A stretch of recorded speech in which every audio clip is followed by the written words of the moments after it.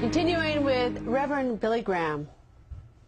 If you were to do things over again, would you do it differently? Yes. I would study more.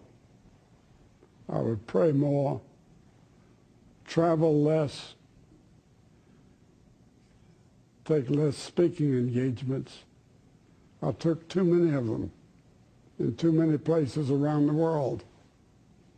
If I had to do over again, I'd spend more time in meditation and prayer and just telling the Lord how much I love him and adore him. And I'm looking forward to the time we're going to spend together for eternity. Why would you speak less when you had such an enormous audience and people listening? Why would you want to speak less? I didn't mean that I would speak less in these great stadiums. I meant that I would speak less at all kinds of conferences and things that I was invited to throughout the world, especially in Great Britain and the United States, because I'd get up and travel to those places, and I didn't have time to think and study and pray, and I needed time for that. And if I had to do over again, I would try to organize it much better. At what age did you realize that you wanted to be a preacher? I guess I was about 18 or 19.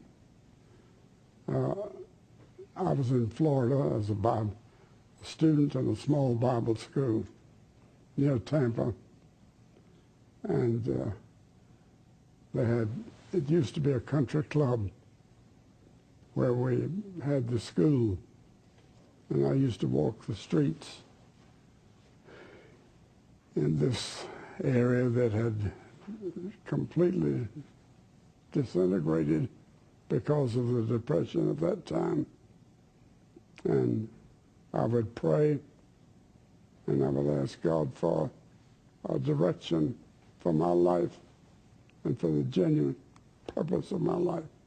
What am I here for? And one night, I was out on the 18th green, lying there beside the green in the moonlight and the palm trees, and the Lord seemed to call me and say that I was to preach the gospel. And from that time on, I began to prepare. By preparation, I mean I began to read books that would contribute to what I would say in the years to come. And then I began to realize that my job was try to win other people to Christ, which I did privately and publicly, which became eventually my sermons that we call evangelism. Well, it's extraordinary the impact you had, drawing thousands and thousands of people. Does that surprise you? Absolutely. I never really thought of it during that period of time, but it surprised me, yes. Actually, it's millions. It's not thousands, it's millions.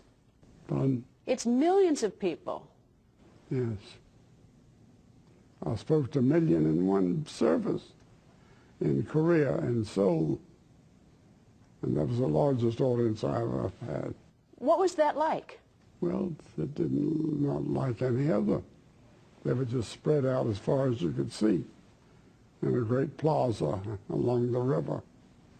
And we had the leadership of the country was there, and American representatives that were there.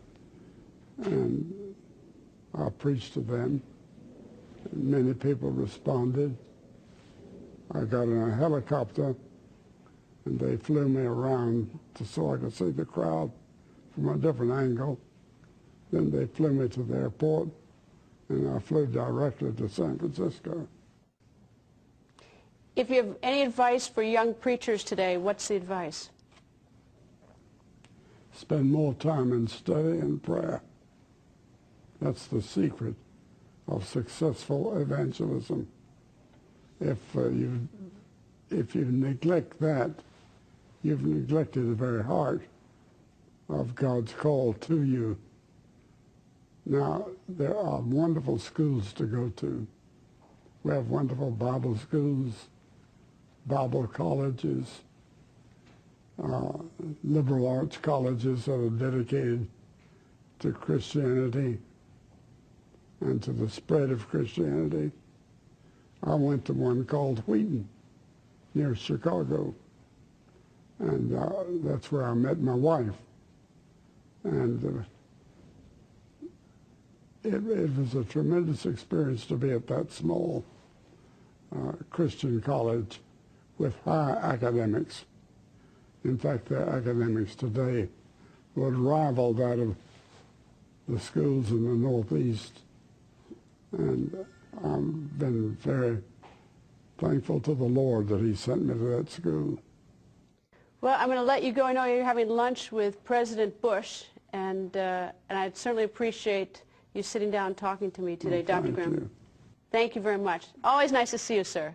Thank you.